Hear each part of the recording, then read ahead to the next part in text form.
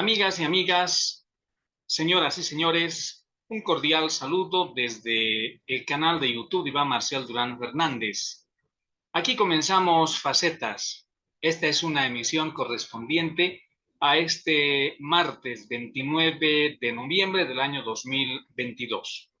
Queremos, como siempre, saludar a todos y cada uno de ustedes. Y también les invitamos, a quienes aún no lo hicieron, les invitamos a suscribirse para que de manera periódica puedan recibir todo el material que siempre está presentando Facetas en el canal de YouTube Iván Marcial Durán Fernández. Esta es una presentación para Sifget Wiña y Consultoría Contable. Servicios de contabilidad, auditoría y tributación, calidad en capacitación y asesoramiento profesional, servicios interdisciplinarios, proyectos de gestión empresarial y desarrollo integral. Sifget Wiña y Consultoría Contable está en calle Quijarro 107, esquina Modesto Miste, zona central de Potosí. Los celulares de contacto 718-10-670, 724-32-860 y 757-20-881. Sifget Wiña y Consultoría Contable.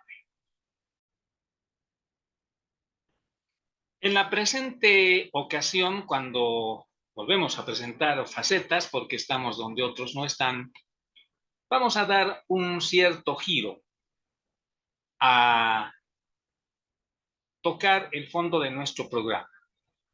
Siempre hemos estado con nuestras entrevistas Zoom, las vamos a continuar porque con esas entrevistas estamos donde otros no están. Vamos a estar en muchos lugares de Potosí, pero también fuera de Potosí. Vamos a dedicarnos a comentar el panorama político y para eso siempre está de manera semanal nuestro directo amigo Alex Armando Ríos de Mendoza desde La Paz, Bolivia. Pero también vamos a repasar la actualidad informativa nacional, lo más destacado, pero siempre con esa característica de facetas de comentar el panorama internacional de la información. También vamos a estar analizando, haciendo conocer a ustedes los puntos más importantes de la historia de los pueblos. Y en este caso sabemos muy bien que gracias al concurso de don Cristóbal Corso Cruz, también de manera periódica analizamos todo el quehacer histórico de Potosí. En alguna oportunidad también, gracias a don Walter Zavala Ayllón, ya desaparecido, hemos presentado algunos artículos, algunos comentarios tan especiales.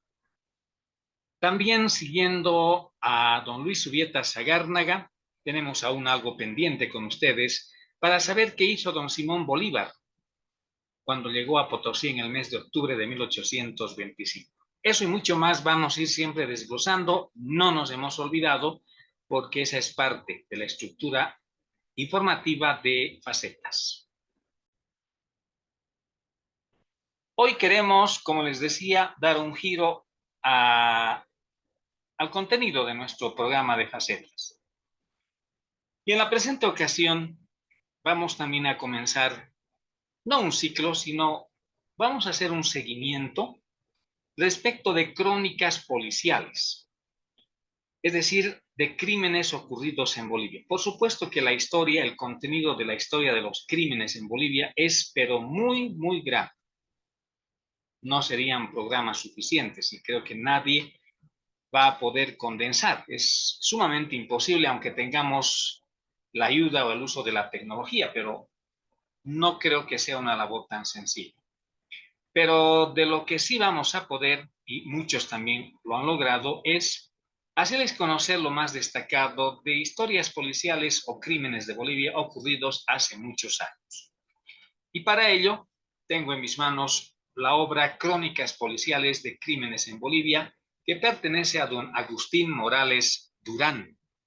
No es pariente mío, pero es simplemente una coincidencia. Crónicas Policiales de Crímenes en Bolivia, del coronel Agustín Morales Durán. Hablemos antes de entrar a un capítulo especial con el que hoy vamos a comenzar aquí en Facetas, reitero, a relatar y analizar brevemente ese trabajo policial que siempre llevaron adelante muchos policías hace muchos años atrás. El autor de esta obra, de la cual voy a tomar fuente hoy en el programa de Facetas, Crónicas Policiales de Crímenes en Bolivia, como les decía, es el autor Coronel Agustín Morales Durán. Nació en Tarija, muy joven se vino a la ciudad de La Paz a estudiar en la Escuela Nacional de Policías, egresando como oficial de carabineros. Ascendió toda la jerarquía, ocupando los principales cargos directivos de la institución del orden, pasando al retiro con el grado de coronel. Y es en esta situación cuando concluyó estudios facultativos, recibiéndose como abogado, y es una profesión que la ejerció, pues no sabemos si aún está con vida, pero de cualquier manera, si estuviese con vida, realmente es un honor destacar esta su obra del coronel Agustín Morales Durán. Reitero, a quien no lo conozco, solamente sé que existió o aún existe, de acuerdo a esta obra que tengo en mis manos. Pero sigamos con esta breve biografía del coronel Agustín Morales Durán. Realizó viajes de estudio a los Estados Unidos de Norteamérica, principales capitales de países vecinos, Europa y Centroamérica. Y en su ciudad natal, Tarija, fundó el periódico Guadalquivir, dirigió la revista de la Policía Boliviana, publicó 2 separatas sobre organización e historia en las revistas de la Policía Nacional de Colombia y de Bolivia. Su tesis de licenciatura versó sobre la criminalidad internacional e Interpol. El coronel Agustín Morales Durán es autor de las obras Estampas de Tarija, Apuntes para la historia de la policía boliviana y Crónicas policiales de crímenes en Bolivia, que cabalmente es la obra que tengo en mis manos y que nos va a servir de fuente para de manera periódica hacerles conocer todas y cada una de esas interesantes crónicas policiales. Hoy, gracias a la pluma del coronel Agustín Morales Durán, vamos a narrar para ustedes la crónica policial intitulada La niñita forrada con billetes y joyas. La ciudad de Potosí, como principal centro minero, ha tenido épocas de auge y decaimiento, acordes con la mayor o menor cotización de minerales. Porque los potosinos desde tiempos remotos siguen teniendo como primordial actividad la búsqueda y explotación de las riquezas mineras. Durante la colonia hubo etapas de esplendor cuando los filones del metal argentífero le dieron holgura y grandeza, alcanzando categoría de gran urbe. Hoy el estaño y otros minerales le siguen dando vida, sea en sus famosos cerros de Yayagua o Porco, o en la misma ciudad, el legendario Sumajorco, porque bien es sabido que el mineral aflora en Potosí no solamente en los profundos socavones, sino en cualquier lugar donde se remueva la tierra, aún en pleno centro de la capital. De esta manera, toda la historia de Potosí no es más que una interminable leyenda milionochesca de la que sus habitantes se enorgullecen. Pero no les deja conformes, continúan cateando, explorando y rebuscando en cerros, cañadas y quebradas en busca de las riquezas que bien pueden sacarlos a flote con una boyante prodigalidad, o bien hacerlos gastar hasta sus últimos centavos sin lograr ubicar a la esquiva beta que, como para burlarse de afanosos esfuerzos, aparece y desaparece, dejando muchas veces en la calle a persistentes o codiciosos mineros. Antes de continuar con el relato de esta crónica policial, me olvidaba darles un dato. Esta obra, Crónicas policiales de crímenes en Bolivia, que fue escrita por el coronel Agustín Morales Durán, fue impresa en Ediciones Isla de la ciudad de La Paz, Bolivia, y se terminó de imprimir el 20 de mayo de 1987 en los talleres gráficos de Imprenta Ceres de Buenos Aires, República Argentina. Ahora sí, volvamos a lo que íbamos, el relato de esta interesante crónica policial. Entre estos, a finales del año 1942, descollaron 2 hermanos que durante gran parte de su vida se habían dedicado al laboreo minero como suerte diversa. Pero tal fue su constancia y tesón que al fin dieron con una fabulosa veta ancha, profunda e inagotable, que les abrió no solo el crédito en aquella ciudad de mineros, sino la riqueza y fama los elevó de la humilde condición de modestos cateadores a la de afortunados empresarios. Ellos fueron los hermanos bien mentados, Gumersindo y Francisco Canaví. Principalmente este último, que muy pronto se autonomizó trabajando sus propias minas. Francisco Canaviri, a fuerza de trabajo y esfuerzo, labró una fortuna invirtiendo las utilidades en la compra de propiedades agrícolas, casas en la ciudad, otras minas en diversos lugares, vehículos y maquinaria para mecanizar las explotaciones, habida cuenta de joyas y prendas valiosas, aparte de atesorar dineros en bancos y hasta en su propio domicilio. A tal altura se elevaron sus acciones y la fama de prosperidad que ostentaba en la mano anillos, entre ellos uno engarzado con piedras preciosas o brillantes, evaluado en más de 175,000 de los por entonces todavía fuertes bolivianos, hablando de la década de los años 40 en el pasado siglo XX. O sea, toda una fortuna aportada en un solo dedo, dice aquí la crónica. Así que ya puede uno imaginarse lo que poseerían sus seguros cajones baúles, que constituyeron el señuelo y la atracción angurrienta de codiciosos ladrones, porque aquellos depósitos íntimos no resultaron tan seguros que, digamos, pues cuando menos se esperaba, los cacos incursionaron en el domicilio del acaudalado minero potosí. La incursión no fue precisamente para contemplar y quedarse con la boca abierta ante la real presencia de valiosísimas joyas y grandes sumas de dinero en billetes de todo corte, sino para hacerse partícipes de aquella tentadora fortuna. Por las características del robo, la policía dedujo que se trataba de ladrones de alto vuelo, pues no se fijaron en chicas, se fueron a lo grande, salvando cuanto obstáculo encontraron a su paso, pues como podría imaginarse, los valores no estaban tan a la mano, ni en cajones de roperos, mesas, petacas o baúles, sino que el precavido acaudalado Canaviri lo aseguró bajo 7 llaves en 2 cajas fuertes metálicas, macizas, seguras, a prueba de robos. Sin embargo, los delincuentes, porque se suponía que podían haber sido varios, lograron franquearlas, aunque con métodos poco ortodoxos, pues no recurrieron a llaves falsas, pruebas de clave, acción corrosiva o abrasiva del acetileno o soldadura autógena, peor explosivos. Se fueron segura y directamente a forzarlas con gruesos y fuertes ballenos, palanqueando en los intersticios hasta lograr violentar y abrir las puertas. O sea que avanzaron, aunque en forma burda, de frente, sin perder el tiempo en cálculos de movimientos mecánicos, de relojería. Prácticamente rompieron los goznes o bisagras, haciendo saltar las puertas o chapas.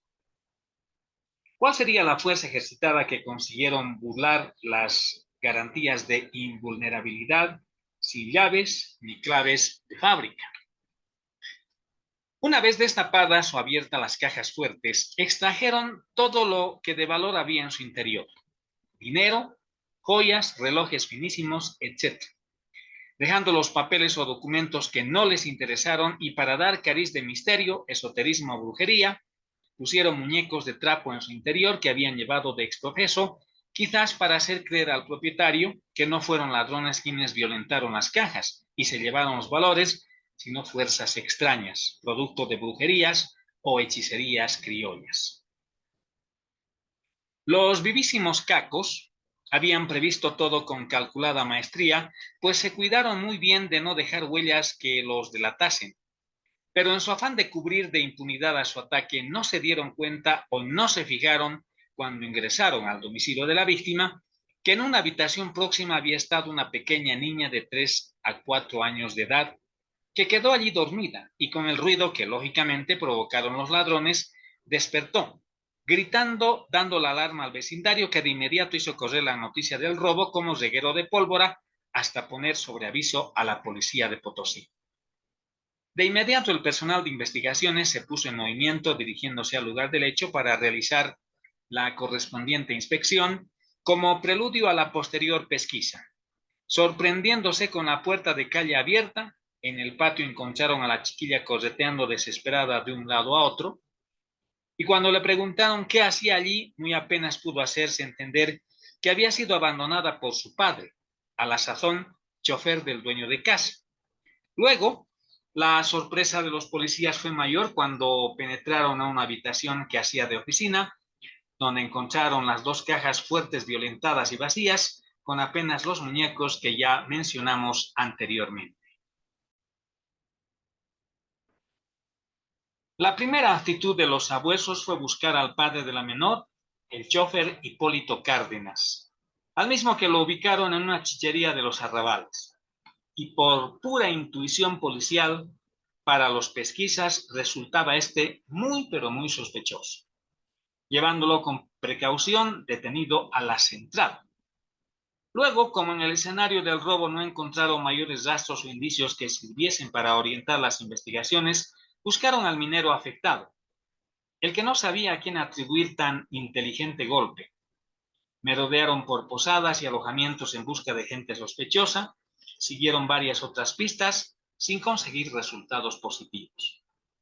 Averiguando entre la vecindad, pocos y contradictorios datos pudieron obtener, pero entre estos uno les llamó mayormente la atención, y es el referido por una vecina, mujer de polleras, pero que conocía bien al propietario Canaviri y a su servidumbre, la misma que refirió que esa tarde, poco después que vio salir a Canaviri de su casa, se fijó que el chofer también conocido de ella había ingresado a aquella llevando en brazos a su hijita, no sabiendo más qué rato saldría de la casa ni qué habría hecho en su interior, hasta cerca del anochecer, cuando escuchó las alarmas del vecindario sobre los gritos de la niña llamando a alguien y fueron a ver la casa con la puerta de calle abierta y se dieron cuenta que habían entrado los ladrones o amigos de lo ajeno. Entonces los policías decidieron interrogar al chofer, quien desde el comienzo negó saber absolutamente nada sobre el robo, mostrándose extrañado que le quisieran hacer cargos. Y la habilidad de los agentes comisionados consistió en reiterados y hábiles interrogatorios, respondiendo a los cuales siempre el chofer Cárdenas negando toda intervención en el robo. La policía no actúa sobre un solo canal de información, sino que tiene que valerse de diversas averiguaciones para atar cabos y sacar deducciones. Y de esta manera los sabuesos husmearon por cuánto lugar había solido frecuentar este sujeto, llegando a establecer que el mismo día del robo se había dedicado a grandes libaciones en compañía de varios amigotes y mujeres de vida airada.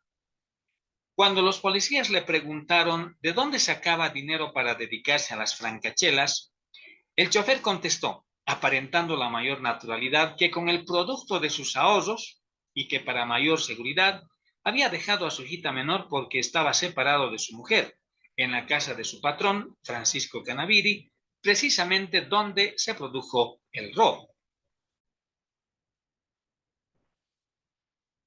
Buscados los amigos de farra y las mujeres livianas con las que el chofer Cárdenas había estado de jarana, dieron datos valiosos acerca de que aquel había gastado con prodigalidad, soltando el dinero a manos llenas, como si tuviese una verdadera fortuna, y no en una cantina ni dos, sino en varias por las que había recorrido muy ufano.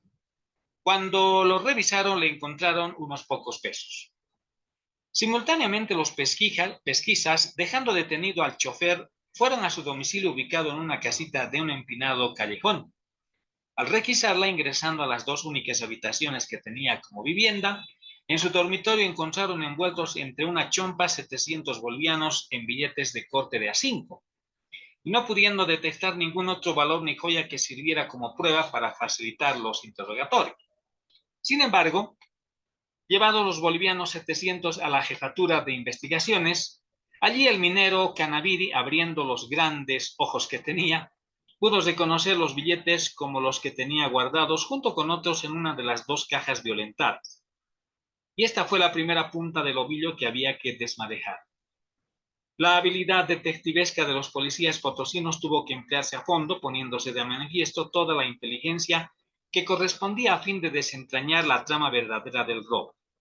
Los interrogatorios al chofer Cárdenas fueron persistentes, enfocando las preguntas desde diferentes ángulos, puesto que ya contaban con pautas fundamentales, hasta entonces era el único sospechoso.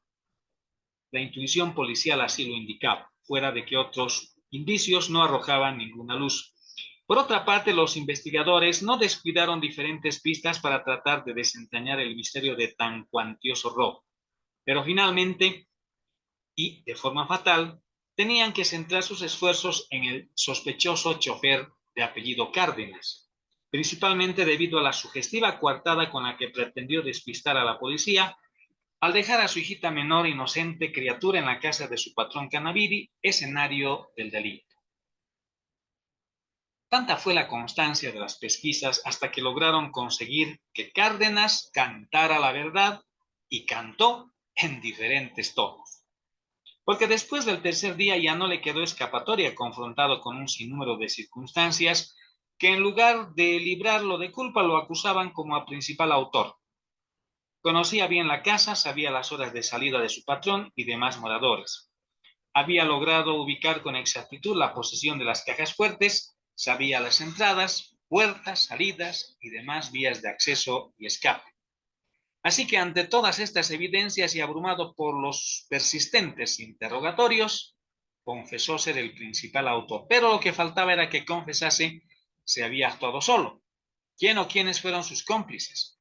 ¿Qué participación tuvo cada uno de ellos? En fin, que diese a conocer todos los detalles necesarios para establecer la evidencia de los hechos investigados. Al confesarse autor el chofer Cárdenas, resultó ser el único. Había actuado sin ayuda ni colaboración de nadie. Él planeó y ejecutó la operación, pero lo que no quería declarar era el destino que había dado a las joyas y el dinero robado. Y en este punto se trancaba, vacilaba, desvariaba, se hacía el loco. O sea que al confesar su delito y las diversas circunstancias de su ejecución o modus operandi, aclaradas mayormente con la reconstrucción de los hechos, paso por paso llegaba a un punto muerto cuando se le preguntaba dónde estaba el producto de la afanada. Contestaba con evasivas diciendo que el dinero lo había gastado en farras, invitando a sus amigos, conocidos y a las muchachas fáciles que le hicieron más alegres sus colgones. Pero esto para los policías no era convincente, porque el solo dinero llegaba a la considerable cantidad de más de 200,000 bolivianos, toda una apreciable fortuna en aquellos tiempos que bien podía alcanzar para más de un mes de farras continuas y con los mejores licores, manjares y mujeres. Y por otra parte, ¿dónde estaban los valiosos anillos, aretes, prendedores, relojes y otras carísimas alhajas? Contestaba que las había perdido en sus desordenadas bacanales, o en sus desordenados bacanales, mejor. Y de todas maneras, lo que trataba el astuto chofer era de cansar a la policía. Pero se equivocaba. Esta no se cansaría nunca. Tenía que desentrañar el destino de todo el caudal robado. A propósito, no cabe duda de que existe nomás la diosa casualidad que a veces ayuda y protege a la policía, pues el rato menos pensado y cuando el personal de investigaciones se proponía hacer fotografiar a la menor Julia, hija del chofer Cárdenas, esta en su ingenua niñez inocente candor sufrió una casual caída debido a lo irregular del empedrado patio policial donde se procedía a dicha formalidad. Fue presurosamente levantada por uno de los agentes, quien al asirle en brazos a la niñita para ayudar a levantarse, notó que tenía algo duro en su cuerpecito. Preguntándole qué era lo que tenía allí, la niña, algo asustada, contestó que nada, que no tenía nada y que su papito era muy bueno. Picado en su curiosidad, el agente procedió a revisar las ropitas de la chiquilina, que medio se resistía, esquivándose y cual no sería la sorpresa del intuitivo policial al encontrar fajos de billetes envueltos entre las ropas de la niña. Así que continuó desvistiéndola, siguiendo de asombro en asombro, fue encontrando las joyas en mangas, pollerita y ropas interiores. Al fin había sido develado el misterio del hábil ladrón. Después de robar las cajas fuertes, se había tomado el trabajo de acomodar la mayor parte del dinero y las joyas entre el cuerpecito y las vestiduras de su inocente hijita, dejándola luego en la misma casa escenario del robo para aparentar que la menor no sabía nada, enseñándole que no avisara a nadie lo que llevaba encima. Poquísimo llevó a su cuartucho, que fueron los 700 bolivianos en cortes de A5, que encontraron los pesquisas y otros bolivianos 500 se llevó para darse la gran farsa causa de su perdición. De esta manera, se recuperó gran parte de lo robado. Faltó muy poco para que fuese el total. Las joyas estaban en su integridad, siendo reconocidas por su propietario como las que había dejado guardadas en las cajas fuertemente violentadas. Quien se dio por satisfecho, pues le fue restituida casi la mayor parte del dinero sustraído. En esta forma casual, y que pareciera tan sencilla, aunque costó trabajo, constancia y mucha responsabilidad al personal de investigaciones, se descubrió uno de los espectaculares robos producidos en la Villa Imperial de Potosí en la década de los años 40 del pasado siglo XX, 1942 para ser más exactos. El afortunado minero Francisco Canaviri reconoció el celo, esfuerzo y la actividad desplegadas por la policía, destacándose en las investigaciones el jefe de la repartición, señor Rafael Sánchez, así como los agentes Walter Lizarazu y Fernando Yáñez, además de varios otros policías que colaboraron en las diversas pesquisas. Y en pocos días se organizaron las diligencias de policía judicial enviadas al juez no penal, dispuso que el audaz chofer Hipólito Cárdenas pasase en la cárcel pública de Santo Domingo. Claro, porque si muchos de ustedes recuerdan, la cárcel hasta hace unos 15 a 20 años aún estaba en la calle Cobija, a dos cuadras y media de la Plaza 10 de Noviembre. Hoy, por supuesto, que ese panorama ha cambiado.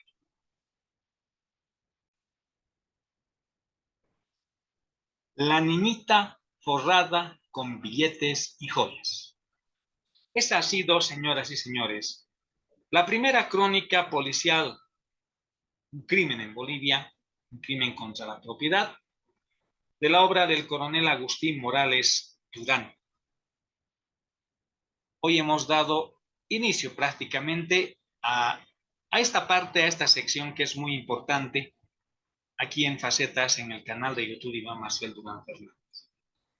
También de manera periódica vamos a continuar con el relato, porque, por ejemplo, tenemos relatos increíbles, relatos de crónicas policiales. Hoy estuvimos con la niñita forrada con billetes y joyas, la lucha de un bravo capitán contra el abigiteadismo, pero hay aquí un horripilante cuádruple crimen.